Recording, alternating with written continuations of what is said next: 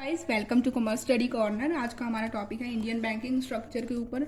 इसमें हम 3 चीज़ें करेंगे। सबसे पहले बैंकिंग को एक्सप्लेन करना, उसके फीचर्स और इसके बाद इसका स्ट्रक्चर। तो बैंकिंग से स्टार्ट करते हैं। Bank is a financial institution whose primary activity is to act as a payment agent for customers and to borrow and lend money. It is an institution for receiving, keeping and lending money in hopes of repayment. अब bank क्या है? ये financial institution है जिसका primary काम क्या है? Act as a payment agent, payment agent के रूप में काम करना। किनके लिए? कस्टमर्स के लिए। और बोरो और लैंड करना मनी को। इट इज़ एन इंस्टीट्यूशन, ये एक तरह का इंस्टीट्यूशन है जो रिसीविंग, कीपिंग एंड लैंडिंग करता है मनी की इन होप्स ऑफ रीपेमेंट। अब स्टार्ट करते हैं इसके फीचर्स। तो फर्स्ट है, it act as connecting link between borrowers and landers.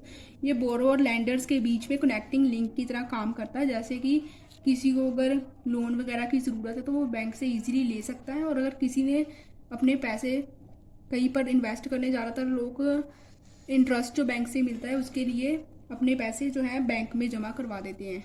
तो ये एक तरह का बोरोअर और लैंडर के बीच में कनेक्टिंग लिंक की तरह काम करता है। इट डील्स विद मनी, ये मनी के साथ डील करता है। It provide advances, loans, credit to customer. ये प्रोवाइड एडवांसेस, लोन्स और क्रेडिट करता है कस्टमर्स को। पेमेंट एंड विदड्रॉ फैसिलिटीज़, ये जो बैंक है हमें पेमेंट और विदड्रॉ फैसिलिटीज़ प्रोवाइड करता है जिससे हम इजीली बैंक में अपने पैसे इन्वेस्ट कर सकते हैं और इजीली अपने पैसे जो है निकाल सकते हैं। It is a profit and service oriented institution. इसका मेन काम क्या है? प्रॉफिट अर्न भी करता है ना बैंक हमसे, और इसका मेन काम ये भी है कि हमें सर्विसेज प्रोवाइड करता है अलग अलग तरह की।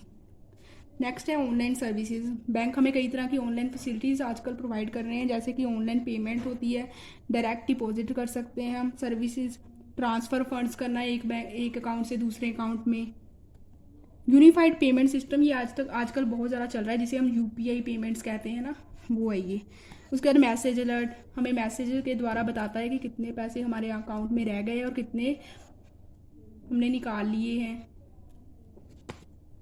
चलिए अब हम इसका मेन टॉपिक स्टार्ट करते हैं, जो है इंडियन बैंकिंग स्ट्रक्चर, कि इंडियन बैंकिंग का स्ट्रक्चर कैसा है। इसमें सारे बैंक जो है आरबीआई के अंडर आते हैं। आरबीआई को सेंट्रल बैंक कहते हैं, इसकी फुल फॉर्म ये है रिजर्व बैंक ऑफ इंडिया। इसके अंदर 2 टाइप्स के बैंक आते हैं, शेड्यूल और नॉन शेड्यूल, जिसे अनशेड्यूल भी कहते हैं।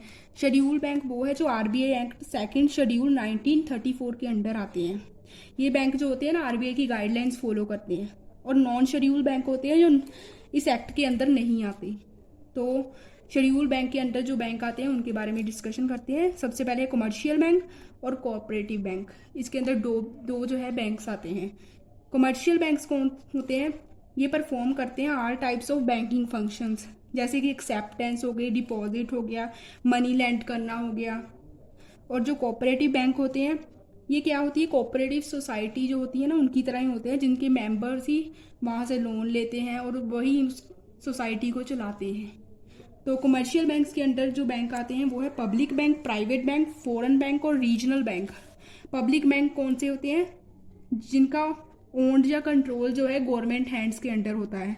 इनका मेन एम जो होता है ना, कस्टमर्स को सर्विसेज प्रोवाइड करना होता है, ना कि प्रॉफिट गेन करना। इसकी एग्जांपल है जैसे एसबीआई हो गया, state bank of India, PNB, Punjab national bank. Private bank कौन कौन से हैं?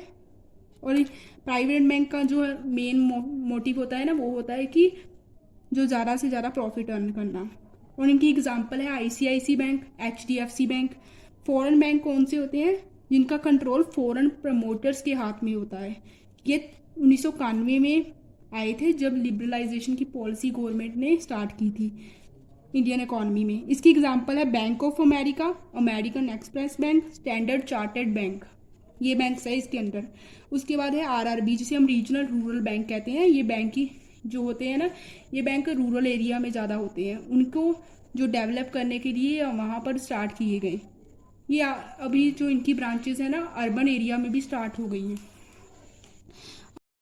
कोऑपरेटिव बैंक के अंदर जो है ना 4 तरह के बैंक आते हैं। सबसे पहले है प्राइमरी कोऑपरेटिव बैंक, दूसरा है स्टेट कोऑपरेटिव बैंक, फिर है लॉन्ग टर्म कोऑपरेटिव बैंक और थर्ड है अर्बन कोऑपरेटिव बैंक। इनके नेम से वैसे तो पता चलता है। प्राइमरी कोऑपरेटिव बैंक वो होते हैं जो विलेजेस में होते हैं। स्टेट कोऑपरेटिव बैंक, इसकी एग्जांपल है एपेक्स बैंक। उसके बाद लॉन्ग टर्म कोऑपरेटिव बैंक हो गया। अर्बन कोऑपरेटिव बैंक में होते हैं अर्बन एरिया वाले, जो बैंक है ना, जो ब्रांचेस अर्बन एरिया में होती है। लॉन्ग टर्म वाले वो होते हैं जो मीन्स लॉन्ग टर्म के लिए होते हैं, इस तरह शॉर्ट टर्म के लिए भी बैंक होते हैं। अगर आपको मेरी वीडियो अच्छी लगी हो, आपको इससे कुछ नॉलेज मिली हो, तो आप प्लीज़ हमारे चैनल को सब्सक्राइब कर दीजिए, नोटिफिकेशन बेल को दबा दीजिए और हमारी वीडियो को शेयर, लाइक एंड कमेंट ज़रूर कीजिए। और thank you for watching the video.